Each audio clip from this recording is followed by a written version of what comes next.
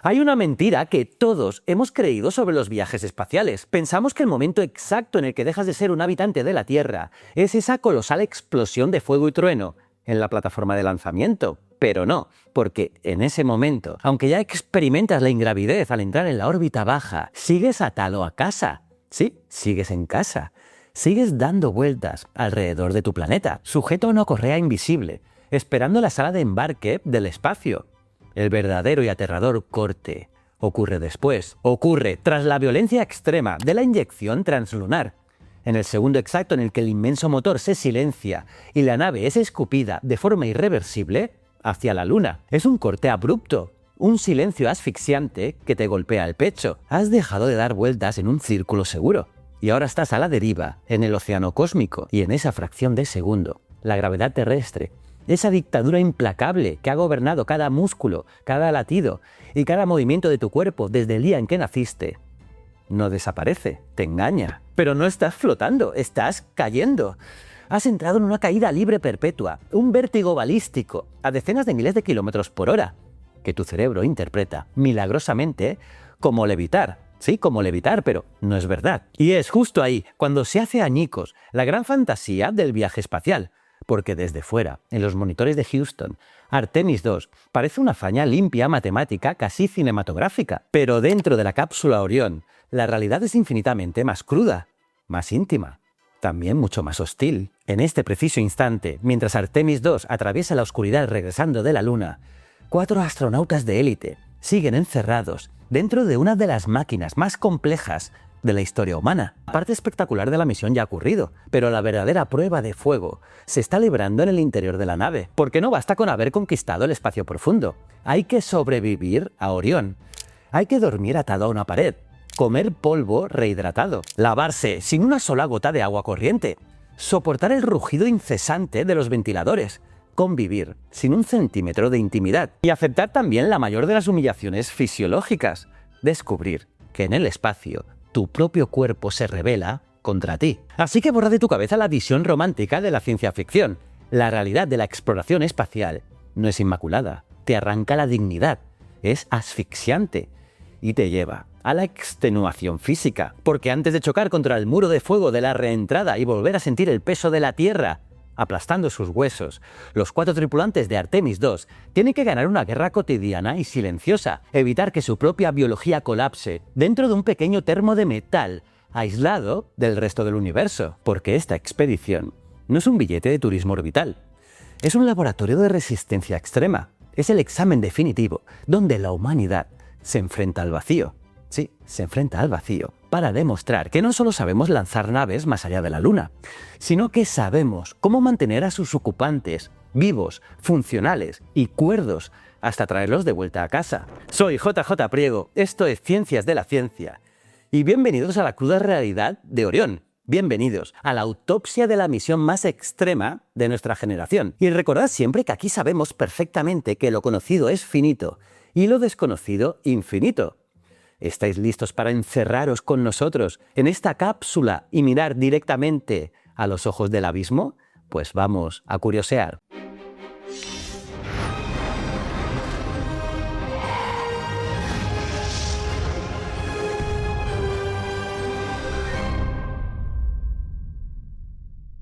Para entender la magnitud de lo que estos 4 humanos están soportando, primero tienes que entender la jaula, sí, la jaula, en la que han decidido encerrarse voluntariamente. La nave espacial Orión es, sin lugar a duda, un triunfo absoluto de la ingeniería moderna, una de las máquinas más complejas jamás diseñadas para mantener la vida humana en el espacio profundo. Pero para la mente humana, para el cerebro primitivo que todos llevamos dentro, no es una maravilla tecnológica, es una prisión.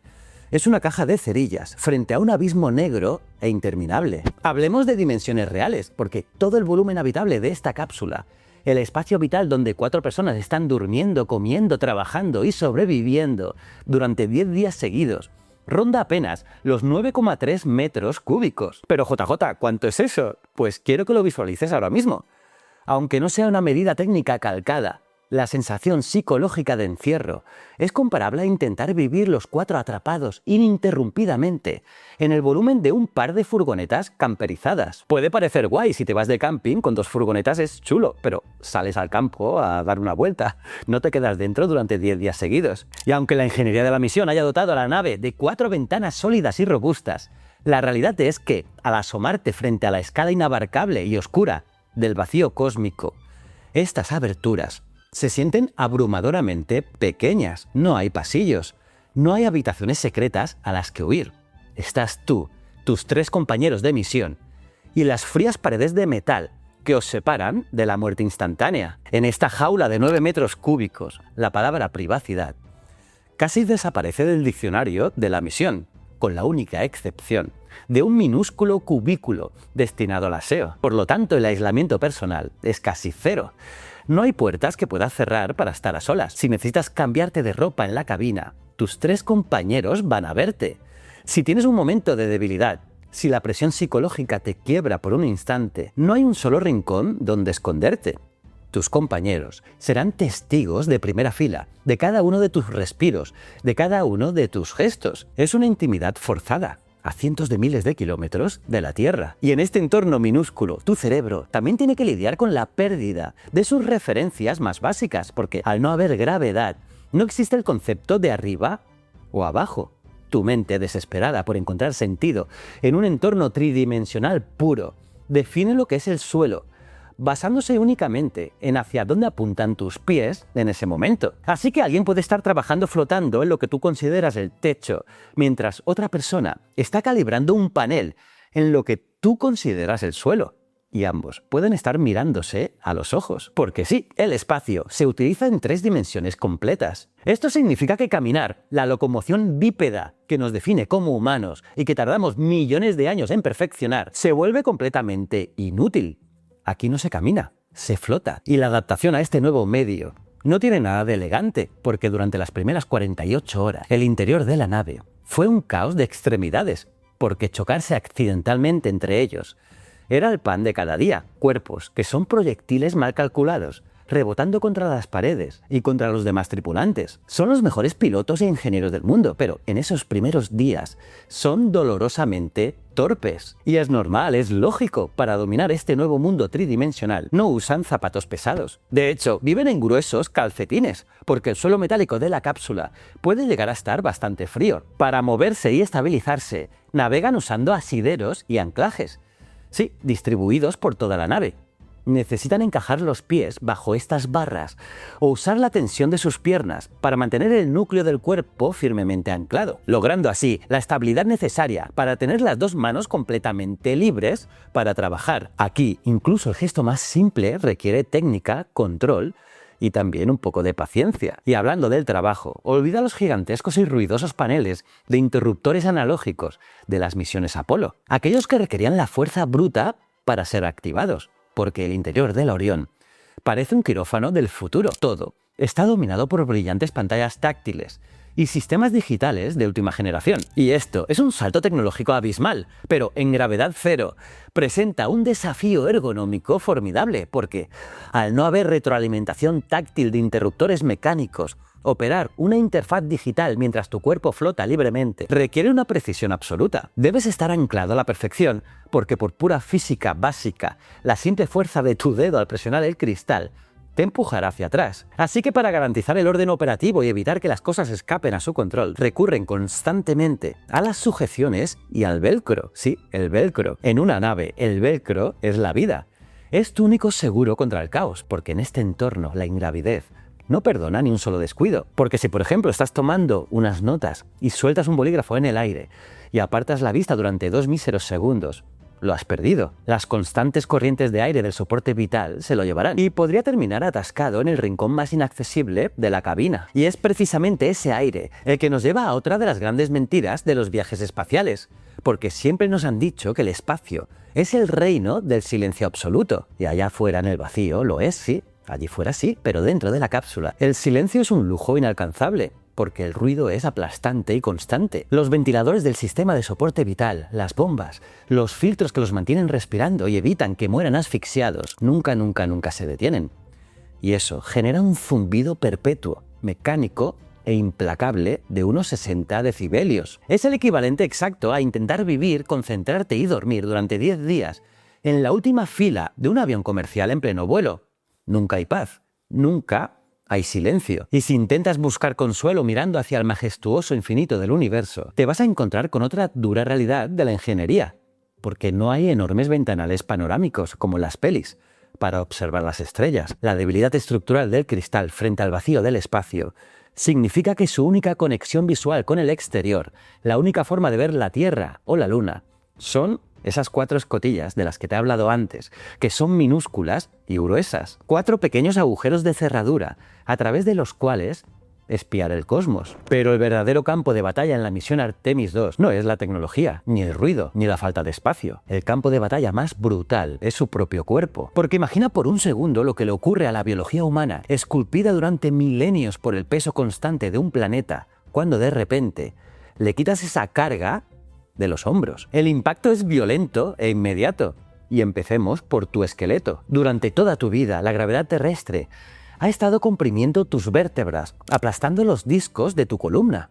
En la cápsula Orión, sin esa presión gravitatoria, la columna vertebral se expande y se estira como un resorte liberado. Piensa una cosa, los astronautas pueden llegar a ganar varios centímetros de altura en cuestión de días. Para los bajitos como yo, eso es espectacular. Y suena a superpoder, sí, pero la realidad es una agonía física, porque este estirón antinatural provoca dolores de espalda agudos, profundos y punzantes durante la primera fase de la misión, porque los músculos de la espalda se espasan al no entender qué está pasando con la estructura ósea. Y mientras la columna se estira, los fluidos de tu cuerpo se rebelan.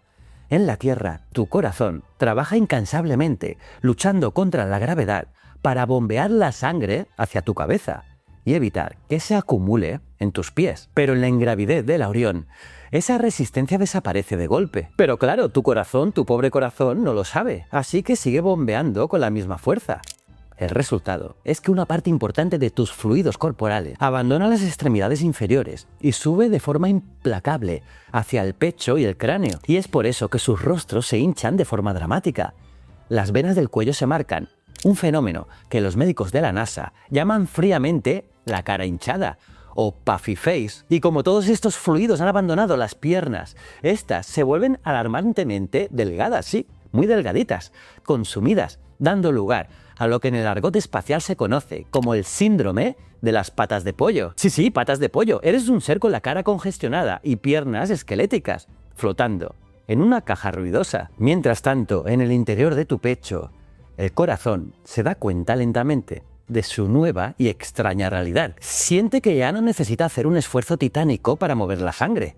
Y la biología humana es implacablemente eficiente, porque no desperdicia energía en lo que no usa. En el instante en que desaparece la resistencia gravitatoria, comienza el temido descondicionamiento cardiovascular. Tu corazón no perderá masa ni se atrofiará dramáticamente en un viaje de apenas 10 días, pero la silenciosa cuenta atrás de ese declive se activa desde el primer segundo. El motor principal de tu cuerpo empieza a bajar sus revoluciones, adaptándose a la falta de esfuerzo, una trampa biológica invisible que complicará enormemente el violento regreso a la gravedad de la Tierra. Y si en medio de este caos fisiológico sientes que la temperatura de la nave sube, de la cabina sube, y tu cuerpo intenta enfriarse, vas a descubrir una sensación profundamente desagradable, porque no sudas como en la Tierra, ¿no? No sudas igual. El sudor necesita de la gravedad para escurrirse y gotear por tu frente o tu espalda. En el espacio, el sudor no gotea, simplemente se acumula, se adhiere a la piel humana, formando una gruesa, viscosa y gelatinosa capa de agua pegajosa que tienes que quitarte, retirarte físicamente con una toalla. Pero de todos los tormentos físicos, el más devastador, el más fuerte para el rendimiento de la tripulación, es invisible, porque se trata del colapso del sistema vestibular en el oído interno, el órgano que te da el equilibrio. Al no tener gravedad que le indique qué es arriba y qué es abajo, el cerebro entra en pánico absoluto. Las señales visuales no coinciden con las señales del oído interno. Y aquí, la cruda realidad estadística, esa que rara vez se menciona en las ruedas de prensa triunfales, es que una proporción importante de los astronautas sufre de lo que se conoce como náusea espacial. Sí, náusea espacial. Y no es un simple mareo de coche, no. Es una desorientación profunda paralizante. Durante sus primeros 2 días en el espacio, sufren un mareo devastador, con el estómago revuelto, luchando con todas sus fuerzas por mantener la dignidad profesional y no vomitar sobre esos paneles táctiles de millones de dólares, mientras su cerebro intenta desesperadamente recablearse para entender un entorno donde la física básica ya no aplica. Y en medio de todo ese caos biológico, de esta reconfiguración de la anatomía, hay un detalle íntimo que resulta casi perturbador. Como hemos dicho, aquí no se camina. Sus pies ya no soportan el peso del cuerpo, por lo tanto, la gruesa piel de las plantas de los pies, los callos endurecidos por años de caminar sobre la tierra, pierden repentinamente su propósito biológico original. El cuerpo humano es de una eficiencia implacable y el proceso de ablandamiento comienza. En el transcurso de la misión, los puntos de apoyo cambian por completo, porque mientras la planta del pie descansa y se suaviza, la necesidad de navegar en microgravedad crea fricciones en lugares nuevos. El constante uso del empeine para engancharse a los asideros metálicos castiga una zona del pie que nunca estuvo diseñada para soportar cargas constantes. Así que esa zona superior del pie se vuelve extremadamente dolorosa y sensible, iniciando así el rápido endurecimiento mecánico que acabará formando nuevos callos de adaptación. No es una mutación de ciencia ficción, no. Es la cruda y elegante respuesta del organismo. El cuerpo humano intentando rediseñarse a sí mismo a contrarreloj para sobrevivir a las estrellas, sobrevivir a este choque inicial, soportar el agudo dolor de espalda por el estiramiento de la columna, navegar la desorientación paralizante, resistir el mareo constante y aprender a controlar un cuerpo que parece haber enloquecido. Es solo la primera y más básica prueba de esta misión. Pero la mente humana es extraordinariamente resistente. Al tercer día, el cerebro termina rindiéndose, sí, cambiando. El mareo desaparece. Aprenden a rebotar por las paredes como acróbatas y se convierten así en los amos absolutos de su pequeña y también ruidosa prisión flotante de 9 metros cúbicos. Parece que han conquistado el entorno, pero hay un problema ineludible. En la exploración del espacio profundo, la biología humana, por mucho que se adapte al entorno cósmico, no se detiene. El metabolismo sigue su curso. La maquinaria de la digestión sigue operando de forma implacable. Y en una nave sellada al vacío, donde no existe una sola gota de agua corriente, todo lo que entra en el cuerpo humano inevitablemente tiene que salir. Y es que hay otro gran tabú en la historia de los vuelos espaciales. Es un tema del que la agencia espacial rara vez habla en sus impolutas ruedas de prensa. Un detalle terrenal que las películas de ciencia ficción omiten elegantemente por pura estética. Pero cuando envías a 4 seres humanos en un viaje de 10 días hacia la órbita lunar, la biología no entiende de heroísmos, exige un peaje, y ese peaje nos lleva al rincón más privado, respetado y crucial de toda la nave Orión. Porque a diferencia de las primeras misiones espaciales, donde la intimidad era una ilusión absoluta, los ingenieros de Artemis han comprendido que la dignidad humana es vital.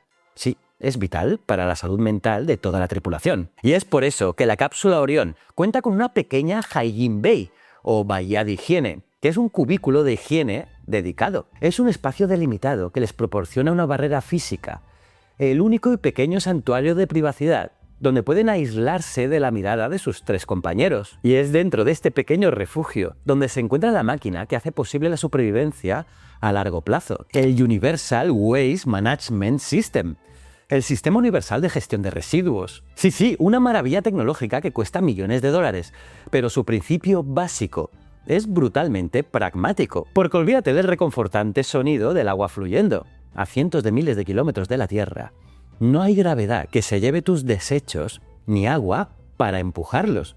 Este inodoro funciona mediante succión pura y también de control de aire, de control de flujo de aire. Es a todos los efectos un sistema de vacío de altísima tecnología, diseñado específicamente para la anatomía humana. Pero la teoría de la ingeniería rara vez sobrevive intacta a la realidad del vuelo espacial.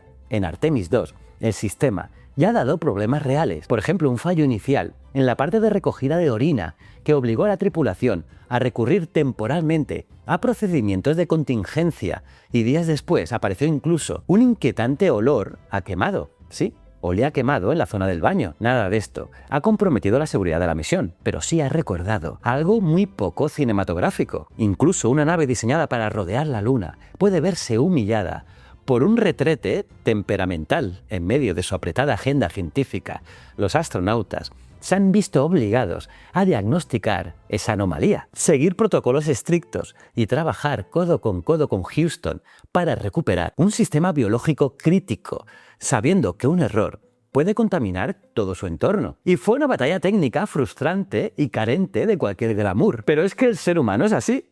Tiene que hacer pipí y popó. Y un astronauta igual, claro. Por cierto, cuando un astronauta necesita orinar, el proceso requiere técnica y concentración, porque utilizan una manguera conectada al sistema, equipada con un embudo en la punta. Para Cristina, la mujer de la tripulación, cuenta con embudos anatómicamente rediseñados y personalizados para acoplarse a su cuerpo, evitando cualquier fuga catastrófica en ingravidez. Y tienen que encender el motor de vacío y permitir que la succión dirija el líquido de forma segura. Y ojo, porque a diferencia de la Estación Espacial Internacional, aquí en la Orión no se recicla esa orina para después beberla.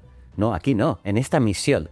El sistema la expulsa al exterior mediante un proceso controlado, y al salir a un entorno de presión cero y frío absoluto, ese líquido hierve y también se congela casi instantáneamente, creando una efímera y brillante nube de cristales de hielo. Una nube de cristales que sigue a la nave como una estela de polvo de estrellas. Sí, es tu pipí más épico. Pero si orinar es un ejercicio de precisión, lidiar con las aguas mayores es una verdadera batalla. Sí, una batalla contra las leyes de la física, porque el asiento del retrete espacial está esculpido para ajustarse al cuerpo y maximizar el flujo de aire descendente, lo que exige una alineación rigurosa por parte del astronauta. Y una vez dentro de la Hygiene Bay, el tripulante debe flotar sobre el asiento y centrarse con exactitud geométrica, algo que han practicado metódicamente en simuladores terrestres. Y una vez perfectamente alineados para hacer caquita, se enfrentan a un enemigo invisible, la tercera ley de Newton, porque toda acción tiene una reacción igual y opuesta. En gravedad cero, el simple esfuerzo físico de empujar generaría un retroceso que impulsaría al astronauta hacia arriba. Así que para evitar separarse del asiento y romper el vital sello de aire en el momento más vulnerable, tienen que usar anclajes para los pies y agarrarse firmemente a unos asideros laterales. Es una posición de tensión absoluta. Mejor no estar estreñido. Y cuando el acto termina, el flujo de aire se encarga de lo demás. Las heces son succionadas directamente hacia el interior, un interior donde hay bolsas especiales, permeables al aire, pero impermeables a los sólidos. Y el astronauta debe asegurarse de que la bolsa quede bien sellada y empujarla hacia el fondo del compartimento de almacenamiento, un almacenamiento que está integrado en el propio sistema. Y allí se quedarán acumuladas, inertes, deshidratadas por el vacío y aseguradas durante todo el viaje para su posterior eliminación segura. Una eliminación que se hará cuando regresen a la Tierra, porque a diferencia del líquido del pipí, que se expulsa al vacío, los residuos sólidos se quedan a bordo, no solo porque tirar basura fuera sería crear proyectiles letales en órbita, sino porque esas muestras son tesoros biológicos que los médicos analizarán en la Tierra para entender cómo el cosmos afecta a nuestras entrañas. Curioso, ¿verdad? Y si el terror ataca y este sofisticado pero frágil motor de succión sufre una falla catastrófica en el lado oculto de la Luna, la NASA no improvisa. Olvida aquí el viejo mito de que los condenan a usar pañales para adultos durante el resto de la misión, porque no. La tripulación cuenta con rigurosos protocolos de contingencia dentro de su cubículo de higiene. Hay urinales plegables de emergencia para los líquidos y sistemas de recolección manual que aprovechan la arquitectura del baño para los sólidos. Se aseguran así de que, incluso en el peor de los escenarios mecánicos, la nave no se convierta en un entorno tóxico. Es la prueba definitiva de que la resistencia humana se adapta y sobrevive, conquistando el universo, hasta en sus detalles más escatológicos. Pero con todo esto, hay un daño colateral ineludible, sí, en todo este proceso. Otro gran tabú.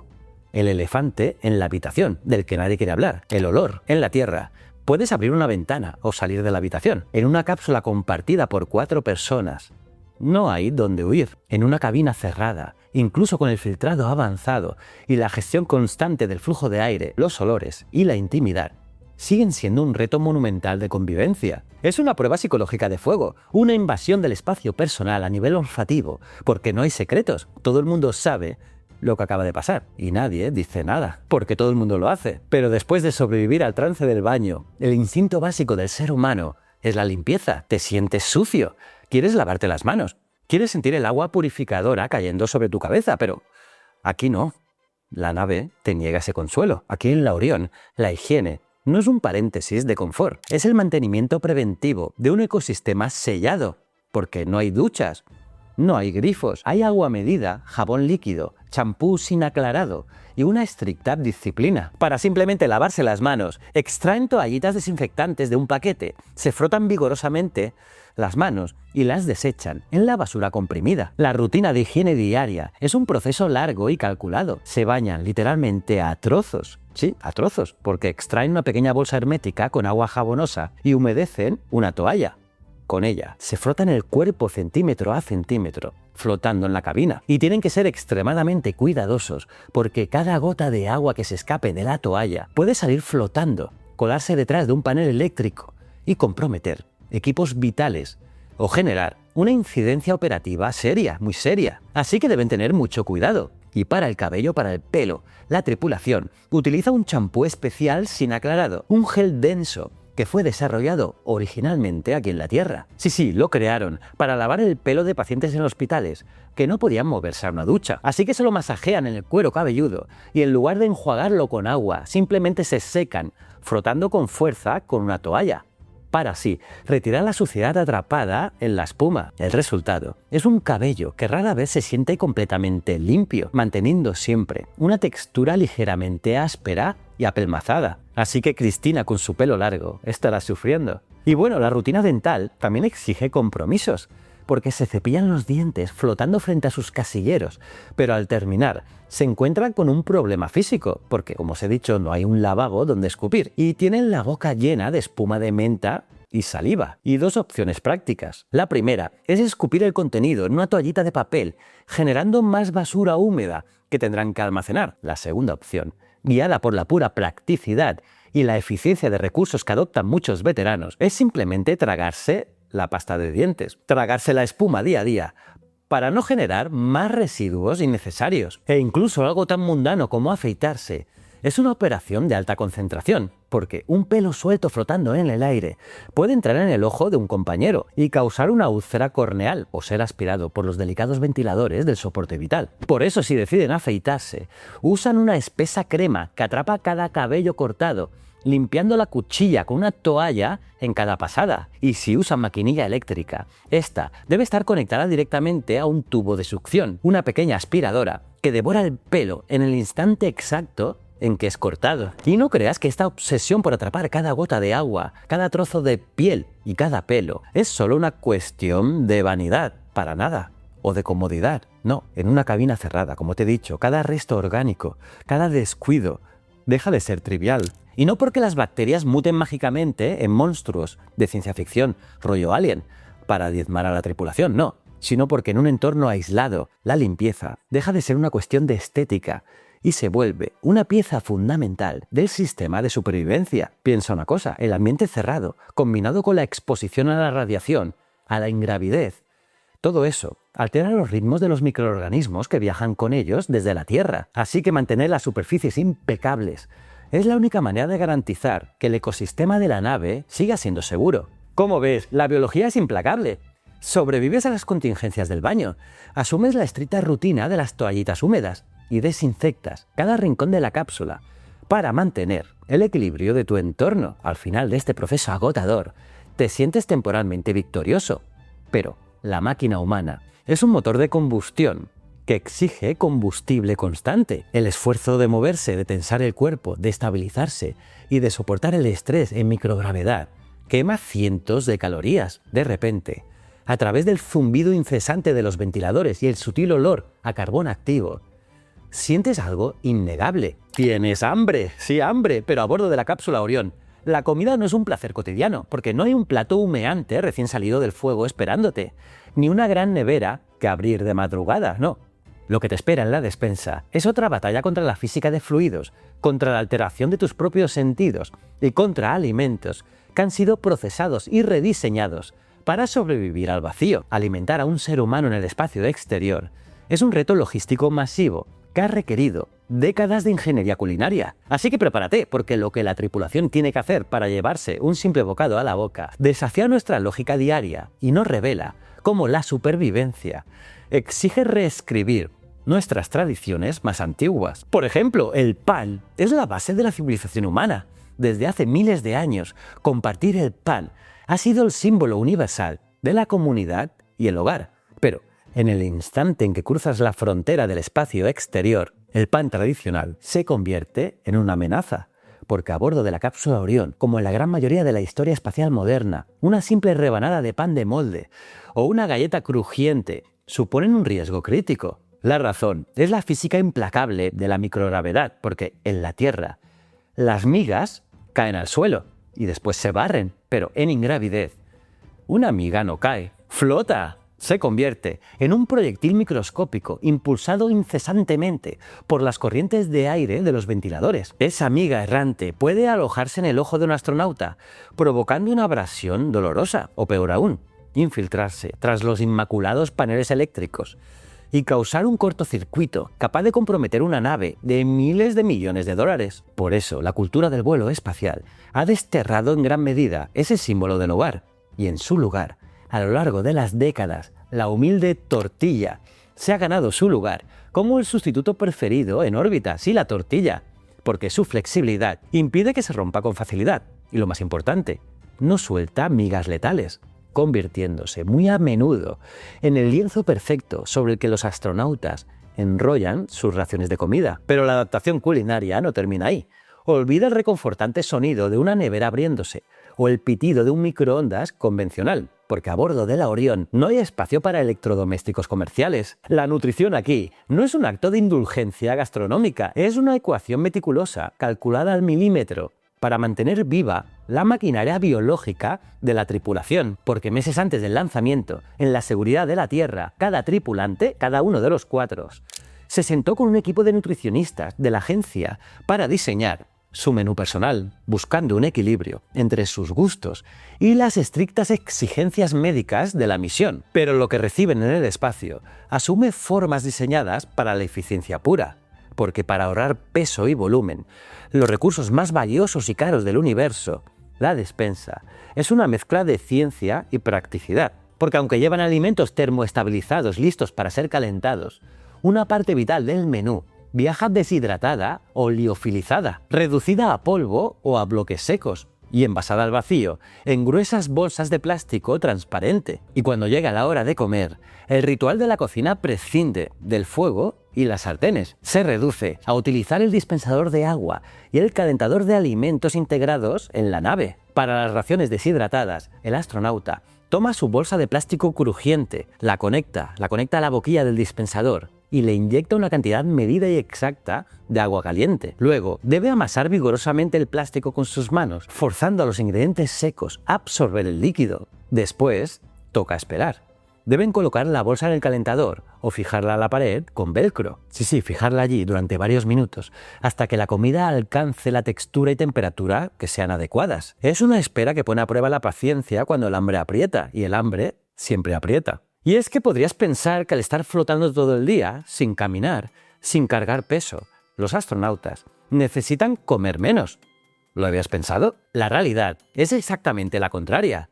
La falta de gravedad hace que el simple acto de existir sea un esfuerzo invisible pero agotador.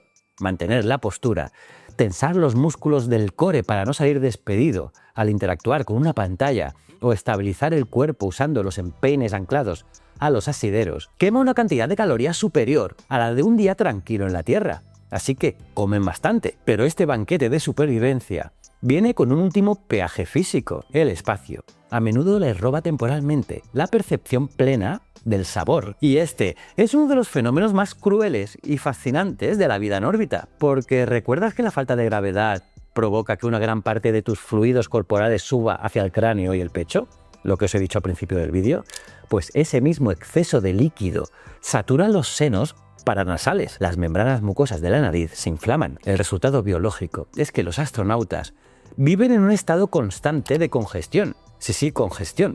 Pasan los días sintiéndose como si tuvieran un resfriado permanente. Y como el olfato es responsable de la mayor parte de lo que percibimos como sabor, su sentido del gusto suele disminuir drásticamente. Por lo tanto, los matices desaparecen y gran parte de las raciones espaciales que ya de por sí han sido procesadas para sobrevivir al viaje, pueden volverse aburridas y monótonas. Sí, muy monótonas, en sus paladares anestesiados. Pues bien, para combatir esta desolación sensorial, la cultura de los vuelos espaciales ha desarrollado sus propios trucos de supervivencia. Y tradicionalmente, el condimento más codiciado por las tripulaciones no es un manjar de lujo, sino la salsa picante, sí. Sí, salsa picante. Y es que a menudo los astronautas buscan el fuego químico de la capsaicina, ese ardor violento en la lengua, para sentir que están comiendo algo real, para atravesar la barrera de la congestión y despertar a sus cerebros del letargo del sabor. Así que buscan sabores intensos porque lo sutil, a menudo, simplemente se desvanece en el espacio. Por cierto, hablando de la capsaicina, os recomiendo ferozmente que veáis mi vídeo sobre la historia del chile. Sí, la historia del picante. En mi canal Historias de la Historia, vais a flipar. Pero bueno, ojo con esto, los astronautas no pueden simplemente espolvorear sal y pimienta sobre su comida para mejorarla. No, de nuevo, la física del polvo es el enemigo. Si abrieras un sobre de pimienta negra en gravedad cero, los granos no caerían sobre tu plato. Formarían una nube oscura e invisible que flotaría por la cabina, sí, una nube de pimienta. Y tarde o temprano, la tripulación inhalaría esa nube, provocando ataques de estornudos incontrolables que serían una tortura en un ambiente sellado y estarían rebotando por las paredes. Por eso, a lo largo de la historia espacial, se ha recurrido a rediseñar lo más básico: servir la sal disuelta en agua y la pimienta suspendida en aceite dentro de pequeños frascos dosificadores. Sí, es una alteración antinatural de los instintos más básicos de la cocina humana, pero es lo que hay. Ah, y beber líquidos es otra hazaña de precisión táctica, porque para beber, los astronautas utilizan bolsas herméticas equipadas con pajitas de plástico con válvulas. Todo, desde el agua purificada hasta los zumos o el café, se consume así, de esta manera. Y aquí, la física de fluidos vuelve a imponer sus reglas, porque la tensión superficial del agua se vuelve extraordinariamente poderosa cuando no hay gravedad que la contrarreste. Si un astronauta da un sorbo y el sistema de la pajita no se bloquea correctamente, el líquido no se queda abajo. El fluido seguirá trepando y saliendo por el extremo por pura acción capilar y formará una esfera temblorosa en la punta que crecerá hasta desprenderse. Y de repente tendrías esferas perfectas de café o zumo flotando libremente por la cabina, dirigiéndose inexorablemente hacia los teclados de navegación. Cazar burbujas de líquido flotante con una toalla antes de que toquen un circuito vital es una escena visualmente cómica, pero con un trasfondo de peligro muy real. Y ha pasado, claro que ha pasado. Pero bueno, a pesar de la disciplina y el rigor científico de la misión, la mente humana necesita a veces escapar de la claustrofobia y la tensión constante. Necesita juego. Y con la comida, el juego no solo está permitido, es una válvula de escape psicológica frente al inmenso estrés de estar cayendo hacia la Luna y después cayendo de vuelta hacia la Tierra. Es un clásico de los vuelos espaciales ver a un astronauta lanzar un caramelo desde el otro lado de la cápsula en una trayectoria recta y perfecta, mientras su compañero espera boca abajo en el techo para atraparlo al vuelo. Es un momento de ligereza genuina, una prueba de que, a pesar de estar rodeados por el vacío letal, siguen siendo seres humanos. Y también jugar con gotas de agua gigantes en medio de la cabina es otra de sus distracciones. Inyectan agua en el aire lentamente, formando esferas cristalinas y tambaleantes. Soplan sobre ellas para verlas ondular. O inyectan colorante alimentario en su interior para observar cómo el color se expande en cámara lenta. Es una belleza hipnótica y alienígena. Estos pequeños momentos culminan alrededor del ecuador de la misión, el punto de no retorno psicológico, y para celebrarlo, es tradición que haya alguna pequeña sorpresa, un dulce o un detalle especial guardado celosamente. Es un instante de humanidad destilada, un pequeño banquete celebrado mientras cruzan el abismo oscuro a decenas de miles de kilómetros por hora. Pero cuando el descanso termina, la brutalidad logística del entorno regresa de golpe. En la Tierra, después de comer, tiras los envoltorios a la papelera y te olvidas de ellos, pero a bordo de la Orión no existe el concepto de tirar algo, porque no hay ningún lugar a donde tirarlo. Porque la basura es un problema de gestión de volumen masivo. Cada paquete vacío, cada bolsa, cada toallita usada y cada envoltorio debe ser procesado. No pueden simplemente acumularlo en una esquina porque ocuparía su precioso y escaso espacio vital. Por lo tanto, toda la basura tiene que ser sistemáticamente empaquetada comprimida y almacenada en compartimentos específicos. Tienen que convivir pared con los residuos que generen durante todo el viaje. Por lo tanto, cada miga evitada, cada gota atrapada, cada envoltorio reducido a su mínima expresión es, en el fondo, un paso más hacia la supervivencia de toda la misión. Y bueno, has sobrevivido a la desorientación. Te has enfrentado al trauma de la higiene espacial. Has alimentado a tu cuerpo con polvo rehidratado, mientras tus sentidos se alteraban. Has comprimido tu basura y limpiado tu estación de trabajo, el día. Ha sido una lucha constante contra la física y tu propia biología. Y por fin, las luces de la cápsula se atenúan. Es hora de rendirse a la fatiga y permitir que el cerebro descanse. Pero en el espacio, el sueño requiere su propia disciplina, porque imagina intentar dormir sabiendo que no puedes recostarte sobre un colchón porque el peso no existe. Imagina que tu cuerpo, en estado de inconsciencia, adopta posturas completamente alienígenas. Y lo más inquietante, imagina cerrar los ojos, sabiendo que sin el flujo incesante de los sistemas de ventilación, el propio aire que exhalas podría convertirse en una trampa invisible. El descanso en la cápsula Orión no es simplemente desconectar, es una fase crítica del viaje. La forma en que estos humanos sobreviven a la noche, anclado a las paredes de esta pequeña matriz de metal, es una historia de adaptación y resistencia que desafía nuestros instintos más básicos. Además, el final del día a bordo de la Orión no llega con la puesta del sol. En el espacio profundo, donde el sol es solo un foco perpetuo sobre un telón de fondo de oscuridad absoluta, el día y la noche son meras ilusiones matemáticas, ficciones dictadas por los relojes de Houston. Después de sobrevivir a la desorientación y a la exigencia física de la ingravidez, el cuerpo de los 4 astronautas suplica descanso. Tienen que descansar. Los músculos están tensos, los ojos arden por la sequedad del ambiente reciclado y la mente está agotada por el esfuerzo de moverse en estas 3 dimensiones. Así que para mitigar este desgaste, Houston ha establecido una ventana de sueño cuidadosamente programada. Pero como os he adelantado antes, en la microgravedad, el dulce acto de quedarse dormido requiere reeducar a la mente. Para empezar, debes borrar de tu cabeza cualquier imagen de comodidad terrenal, porque a bordo de la Orión, como te he dicho, no hay camas ni colchones viscoelásticos. El volumen habitable es demasiado valioso y en su lugar, los astronautas utilizan técnicos sacos de dormir, pero no los extienden sobre el suelo, no. Los anclan firmemente a las paredes de la cápsula, utilizando gruesas correas y mosquetones. Así que visualiza la escena. 4 sacos fijados en distintas orientaciones de la pequeña cabina, pareciendo crisálidas humanas, suspendidas en el aire, y el astronauta debe introducirse flotando en el interior y cerrar la cremallera hasta el cuello. Y entonces comienza la adaptación de su sistema nervioso, porque cuando cierras los ojos en la Tierra, sientes el peso de tu cuerpo hundiéndose en el colchón. Y justo eso es una señal de seguridad ancestral para nuestro cerebro. Estás anclado en tu camita, descansando, pero en caída libre, hacia la Luna o hacia la Tierra, no sientes ningún peso. La presión sobre tu espalda o tus hombros es cero. Tu cerebro primitivo, al perder de golpe todas las señales táctiles de soporte, se desconcierta. Muchos astronautas afirman que justo en el umbral del sueño, cuando la conciencia empieza a desvanecerse, sufren una sacudida instintiva, y es que sienten una repentina sensación de estar cayendo al vacío. El oído interno, confundido por la falta de gravedad, le transmite a la mente una falsa alarma de precipitación, obligándolos, a despertar, sobresaltados, una y otra vez, hasta que el agotamiento puro, el cansancio, finalmente los vence y el cerebro acepta su nueva realidad. No es fácil, como veis, nada fácil.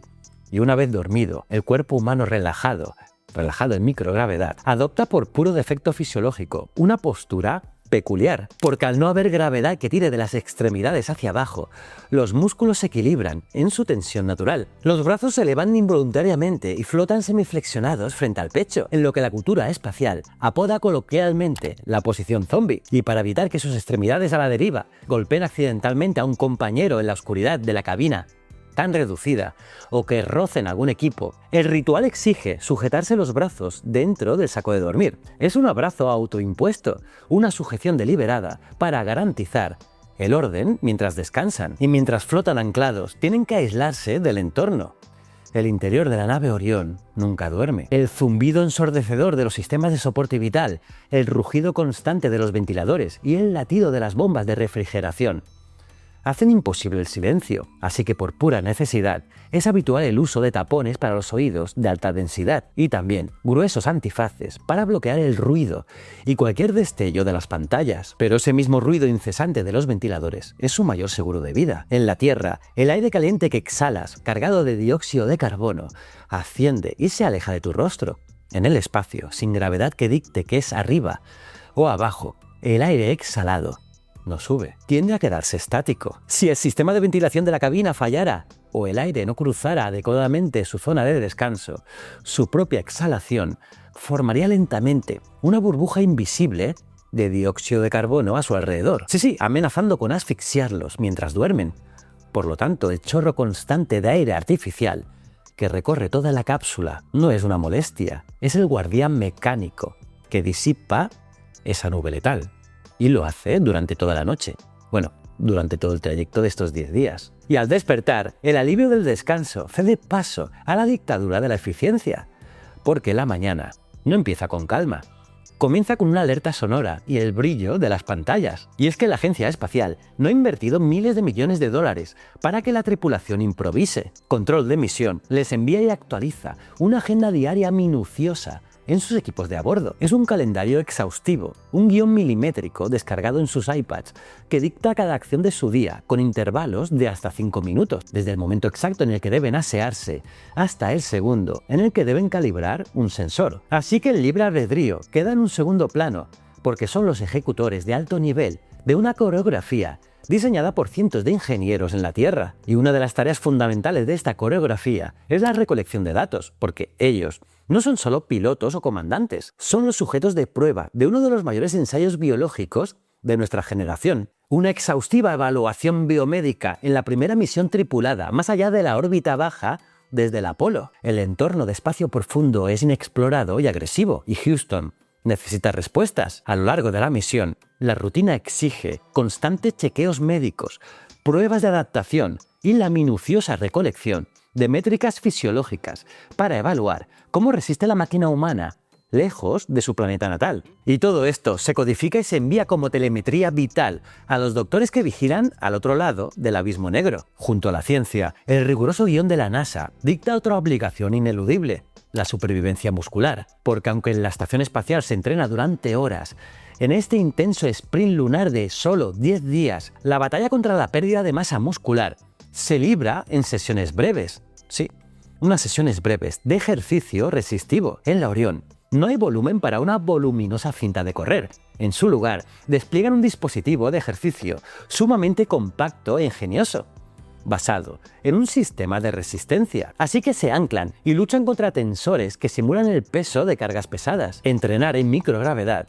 sudando copiosamente en un entorno donde las gotas no gotean, sino que se adhieren a la piel, como os he dicho antes, como si fuera un pegamento, es el precio necesario para mantener el motor físico encendido de cara a la brutal reentrada atmosférica. Y mientras operan la nave y se ejercitan, se enfrentan a un enemigo completamente invisible pero letal: la radiación espacial, porque fuera del escudo magnético protector de la Tierra, la cápsula navega por un océano cruzado por partículas solares de alta energía. Y es por eso que todos y cada uno de los astronautas llevan pequeños dosímetros pegados al cuerpo, registrando milisievert a milisievert la dosis exacta que atraviesa sus tejidos y colisiona contra su ADN. Es un contador silencioso de su exposición.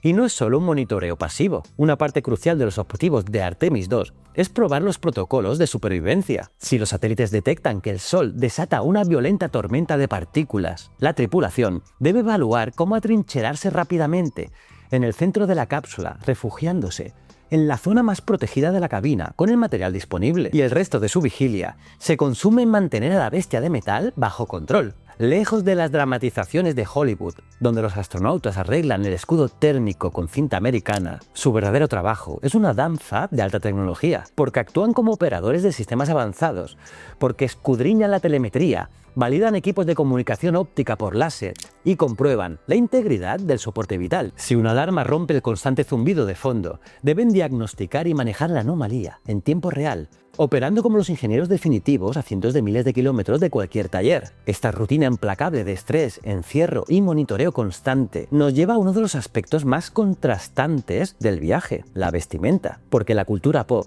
nos ha grabado a fuego la imagen del astronauta heroico, enfundado permanentemente en su icónico y brillante traje naranja de presión, pero la realidad operativa es mucho más mundana y restrictiva. Esos famosos trajes de despegue y reentrada son pesados y engorrosos, diseñados para salvar vidas, sí, pero no para vivir en ellos. Por lo tanto, no se usan durante los días de tránsito en el espacio profundo. Durante la mayor parte del viaje, el uniforme oficial se reduce a algo sorprendentemente terrenal. Una sencilla camiseta, pantalones de vuelo y calcetines gruesos. Pero aquí, la practicidad colisiona de frente con la cruda biología, porque como ya hemos establecido, no existe agua corriente ni capacidades para lavar. Cero lavadoras, no hay lavadoras. A las sesiones diarias de ejercicio resistivo se le suma el sudor por la tensión nerviosa y la constante descamación de la piel. Entonces, ¿cuál es la solución oficial de la Agencia Espacial? Pues la eficiencia espartana. La misión obliga a reutilizar ropa durante varios días y a gestionar cada prenda como un recurso. Es decir, deben maximizar el uso de cada prenda, llevando la misma ropa interior durante varios días seguidos sin cambiarse, reciclando su vestimenta hasta el límite de lo tolerable, antes de sellarla al vacío en la basura. Es un humilde recordatorio de que, incluso mientras alcanza las estrellas, siguen atados a las necesidades más primitivas del ser humano. Para su vestimenta exterior, utilizan unos pantalones de vuelo especiales, diseñados como una navaja suiza de tela. Y es que están repletos de bolsillos profundos, cremalleras y, cómo no, extensos parches de velcro. Unos parches de velcro que les permiten pegarse a las herramientas, los iPads o las bolsas de comida directamente a las piernas, convirtiendo sus propios muslos en mesas de trabajo portátiles. Y cuando una camiseta de algodón ya está demasiado usada, cuando el olor acumulado de 3 días de sudor pegajoso, estrés químico y aire reciclado se vuelve innegable e insoportable para todos los compañeros de la tripulación, el protocolo de lavandería es drástico, porque esa prenda no se lava, no, se sacrifica. El astronauta debe quitarse la prenda ofensiva, doblarla fuertemente y meterla dentro de una resistente bolsa de plástico hermética, tipo Ziploc. La bolsa se presiona para extraer el aire, se sella y se destierra para siempre al compartimento de la basura. Sí, se convierte en un cadáver textil que jamás volverá a ver la luz del día, esperando a ser incinerado en la reentrada a la atmósfera. A pesar de este panorama olfativo, el control térmico del soporte vital hace lo imposible para mantenerlos cómodos, fijando la temperatura general de la nave en unos agradables 22 grados centígrados. Sin embargo, en una cápsula metálica expuesta por un lado al fuego solar y por otro al frío absoluto del espacio profundo, la temperatura nunca es perfecta. Existen traicioneros puntos fríos cerca de las escotillas y de las paredes exteriores, corrientes heladas que les obligan a dormir abrigados o a usar varias capas de pantalones. Pero curiosamente, a pesar del sudor, la ropa exterior dura y aguanta limpia mucho más tiempo del que esperarías aquí en la Tierra. Y el motivo es puramente físico, porque al flotar en microgravedad, la tela de las camisetas y de los pantalones no rozan constantemente contra los asientos de un coche, los respaldos de las sillas o el roce natural del caminar. La ropa sufre menos desgaste físico porque el roce mecánico casi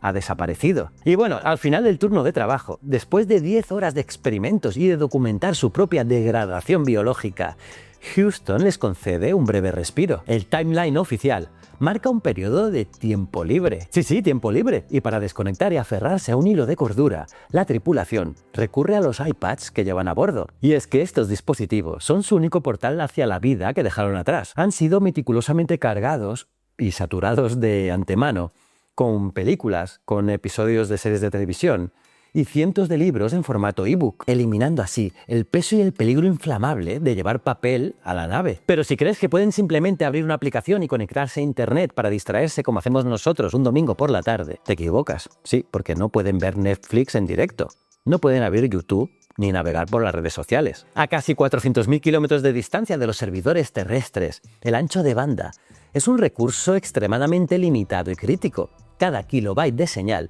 está reservado de forma prioritaria y exclusiva para la telemetría vital de la cápsula, también los sistemas de navegación y las comunicaciones por voz con control de emisión. Si intentaran hacer streaming de vídeo en tiempo real, El retraso de la señal y la congestión pondrían en riesgo los sistemas de la nave. Están hiperconectados con los ordenadores de la NASA, sí, pero no están conectados como nosotros. El enlace existe, pero está gobernado por las prioridades de misión, no por el ocio cotidiano. Para rellenar ese vacío, la música se convierte en el mayor salvavidas psicológico. Los astronautas llevan a bordo pequeños pero potentes altavoces Bluetooth compartidos. Meses antes del lanzamiento, cada miembro de la tripulación dedica semanas enteras a curar y descargar de forma obsesiva enormes listas de reproducción de Spotify o Apple Music. Y de esta manera, en los momentos de calma, el zumbido asfixiante de los 60 decibelios de los ventiladores se mitiga sutilmente con los acordes de rock clásico, jazz o bandas sonoras épicas resonando contra las frías paredes. Sí, sonando música en esas frías paredes de aluminio de la cápsula. Es un eco de la humanidad vibrando en el vacío cósmico. Y como hemos visto con las espectaculares imágenes que nos están enviando,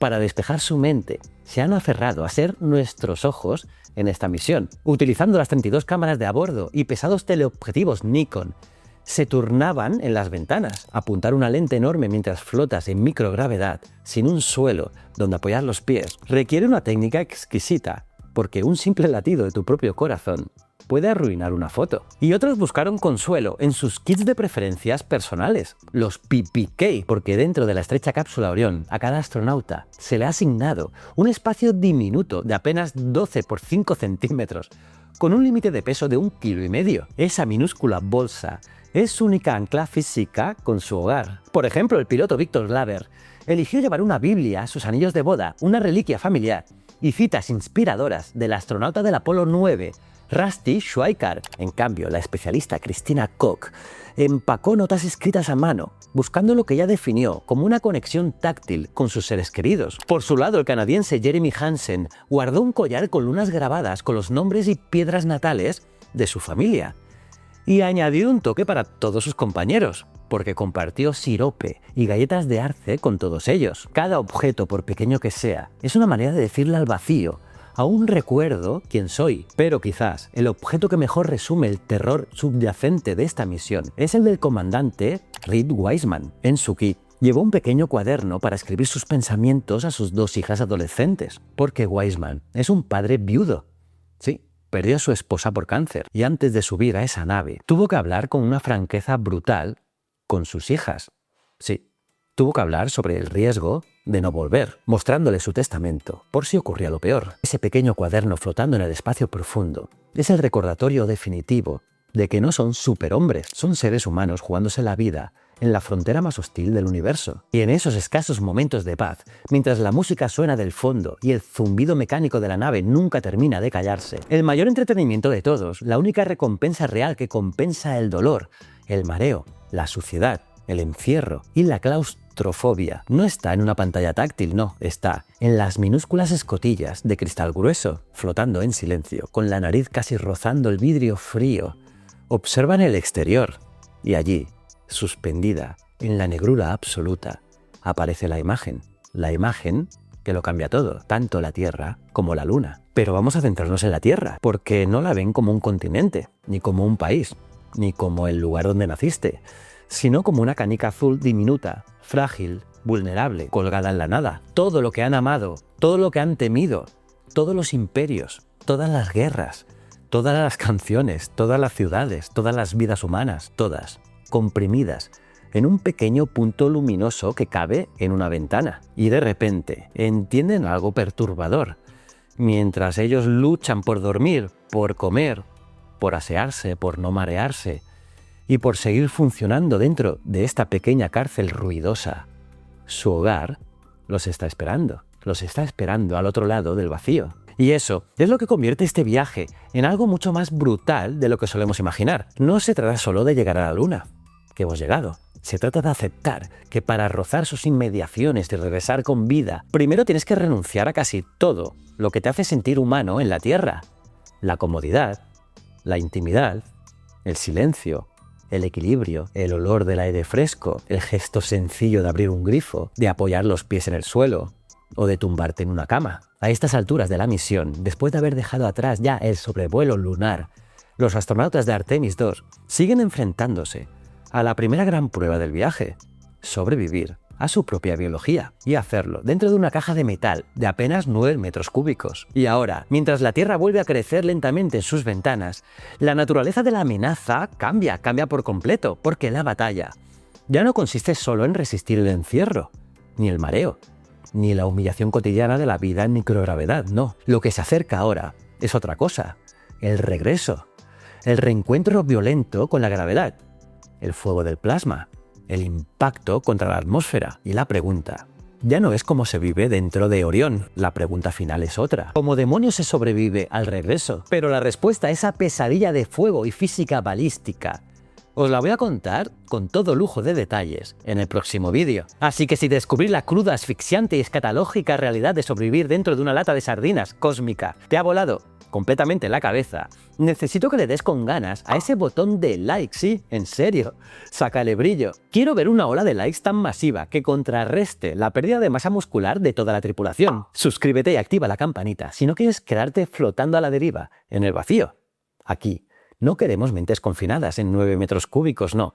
Queremos que el conocimiento se expanda por todo el universo. Así que pulsad el botón del hype para que el algoritmo nos propulse a velocidad de escape hacia otras mentes sedientas de asombro. Y este viaje no termina aquí, no. Mientras preparamos el asalto final del reingreso, si quieres que tu mapa mental de esta locura sea perfecto, tienes que ver mi autopsia técnica de la nave y el documental donde abrimos las entrañas del cohete, el SLS. Os dejo la lista de reproducción El regreso a la Luna, todo sobre Artemis, aquí mismo en pantallas y en las tarjetas y abajo en la descripción. Así que no dejéis vuestra formación de astronautas a medias. Y ahora sí, lánzate al laberinto de los comentarios, quiero leerte. Sabiendo que tienes que dormir atado a la pared para no asfixiarte con tu propio CO2, tragar espuma de dientes, lavarte con toallitas húmedas y lidiar con un baño espacial temperamental a centímetros de tus compañeros, ¿te encerrarías tú 10 días en la Orión a cambio de ver la cara oculta de la Luna con tus propios ojos?